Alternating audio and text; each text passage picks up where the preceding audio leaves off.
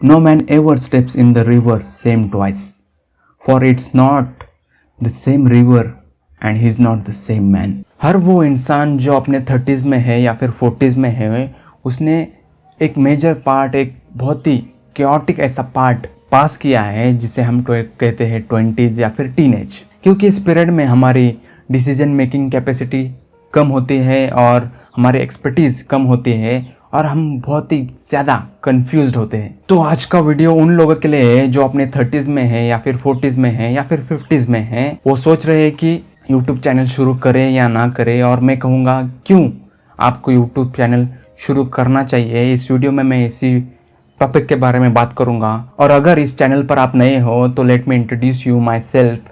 My name is Mac and I am a copywriter plus I am a passionate reader. मुझे पढ़ना पसंद है। मैं philosophy, books और सेल्फ इम्प्रूवमेंट के बारे में इस चैनल पर बात करता हूँ। यदि आपका ये इंटरेस्ट है, इस टॉपिक पर आप भी बहुत इंटरेस्टेड है, तो make sure you subscribe to the channel. So let's begin. Reason number 1 ये है कि you can share your expertise and experience. आपको कभी ऐसा लगा है कि आपको आपके माँ बाप को देख कर कि अगर मेरे माँ बाप को थोड़ी डायरेक्शन सही मिली होती तो मेरे माँ बाप बहुत इंटेलिजेंट है, बहुत उनमें पोटेंशियल है, लेकिन उनका पोटेंशियल उन्हें सही डायरेक्शन नहीं मिला। इसकी वजह से उनका जो 100% जो उन्हें आता है वो नहीं कर पाया। ऐसा आपको अगर कभी फील हुआ हो तो आई कैन फील दैट। उनके टाइम पर सोशल मीडिया नहीं होता था, यूट्यूब या फिर इंस्टाग्राम या फिर ट्विटर जैसे हैंडल नहीं होते थे। बड़े बड़े एक्सपर्ट, बड़े बड़े रिच पीपल आकर उनकी एक्सपर्टीज़ बताते हैं कि उन्होंने कैसा ज़िंदगी में कैसे सक्सेसफुल बने। ये सब कुछ गाइड करने के लिए आज हमारे पास सब कुछ है।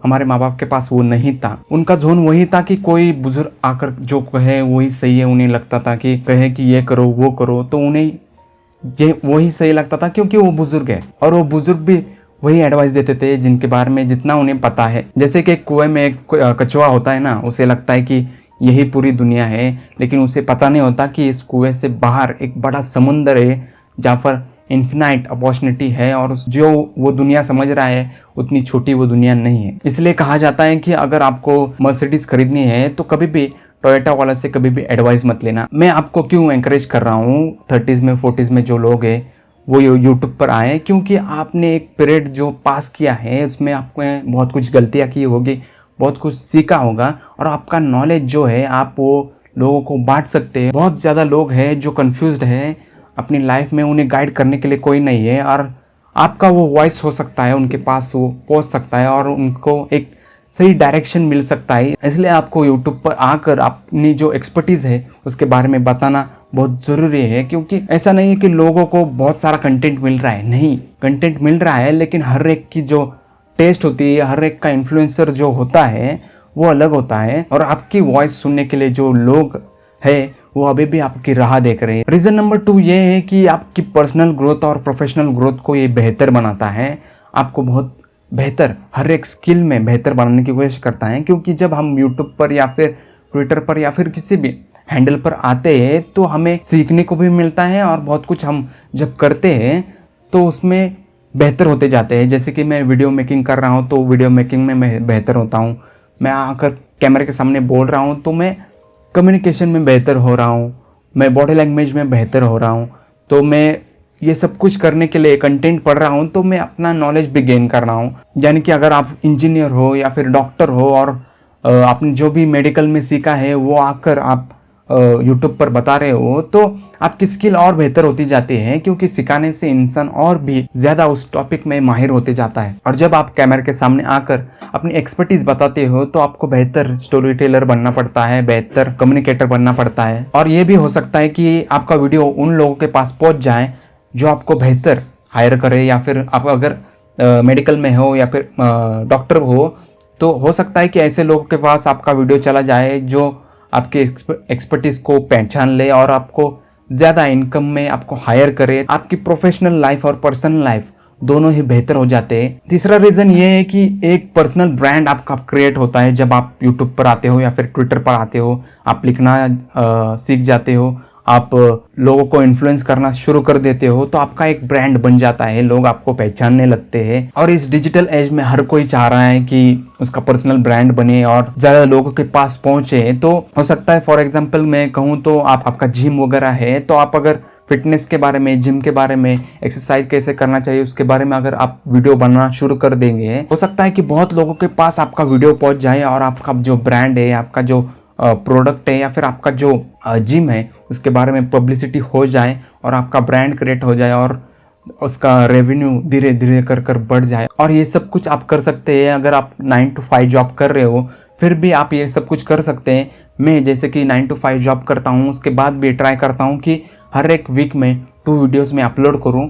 तो मैं ये कर सकता हूँ तो आप भी कर सकते हो। इसलिए मुझे ये मत एक्सक्यूज़ देना कि मेरे पास टाइम नहीं है, टाइम होता है, निकलना पड़ता है। जैसे कि अली अब्दाल ने भी मेडिकल स्टूडेंट थे, वो मेडिकल करते करते 2 साल तक, जब उन्होंने जॉब छोड़ा अपना, उससे 2 साल तक उन्होंने 9 to 5 जॉब कर कर यूट्यूब ग्रो किया था। तो वो और मैं ये कर सकते हैं तो आप भी कर सकते हो। रीज़न नंबर 4 ये है कि एक पोटेंशियल इनकम स्ट्रीम है ये, और ये सब कुछ सबको पता है कि जब हमारे व्यूज़ बढ़ने लगते हैं, हमारे सब्सक्राइबर बढ़ने लगते हैं, तो हमारा ब्रांड जब क्रिएट होने लगता है तो बहुत सारे स्पॉन्सर आ सकते हैं, ऐड रेवेन्यू से आप पैसा कमा सकते हैं, अपना न्यूज़लेटर शुरू कर सकते हैं और न्यूज़लेटर पर आप आपका जो भी ब्रांड है या फिर आपका ब्रांड का प्रमोशन आप कर सकते हैं, या फिर आपका कोई प्रोडक्ट है तो आपका प्रोडक्ट आप बेच सकते हो। तो मल्टीपल स्ट्रीम ऑफ इनकम बन सकता है जब आप सोशल मीडिया पर आते हो, यूट्यूब पर आते हो। तो इनकम को जितना ज़्यादा आप बढ़ाएंगे, जितना मल्टीपल इनकम स्ट्रीम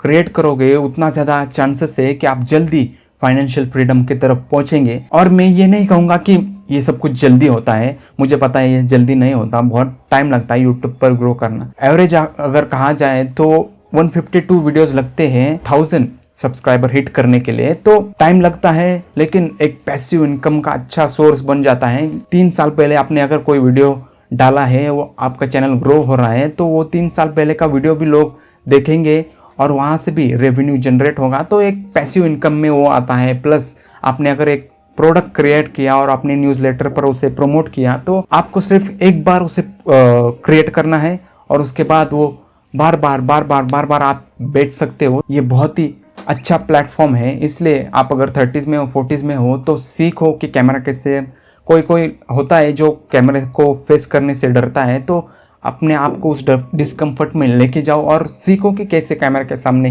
बोला जा सकता है और कैसे स्टोरी टेलिंग की जा सकती है। रीजन नंबर 5 ये है कि कम्युनिटी और नेटवर्किंग आपकी अच्छी हो जाती है। जैसे कि मैंने कहा कि आपको बेहतर लोग जानने लगते हैं और वो आपको हायर कर सकते हैं, या फिर आपकी एक टीम बन जाती है जहाँ पर सब प्रोडक्टिव लोग अपने अपनी फील्ड में जो अच्छा कर रहे हैं वो लोग इकट्ठा आते हैं और इकट्ठा आकर आपको और बेहतर बनाने में वो मदद करते हैं और वो भी ग्रो करते हैं, आप भी ग्रो करते हो। नेटवर्क आपका अच्छा हो जाता है, अच्छे CEO या फिर अच्छे जो बिजनेसमैन हैं उनके साथ आपकी रिलेशन हो जाती है और उन्हें आप जानने लगते हैं। आपका जो सर्कल होता है वो बेहतर होने लगता है। जो लोग आसपास आपके थे, जो टॉक्सिक थे या फिर नेगेटिव थे, उन लोगों के साथ आपका रिश्ता टूट जाता है और बेहतर लोग आपकी ज़िंदगी में आ जाते हैं। जैसे कि कहा जाता है कि if you spend your time with 5 idiots you will be 6th, and if you spend your time with 5 intelligent people you will be 6th। Next reason ये है कि आप अपनी लाइफ को डॉक्यूमेंट कर सकते हैं। आप अपने,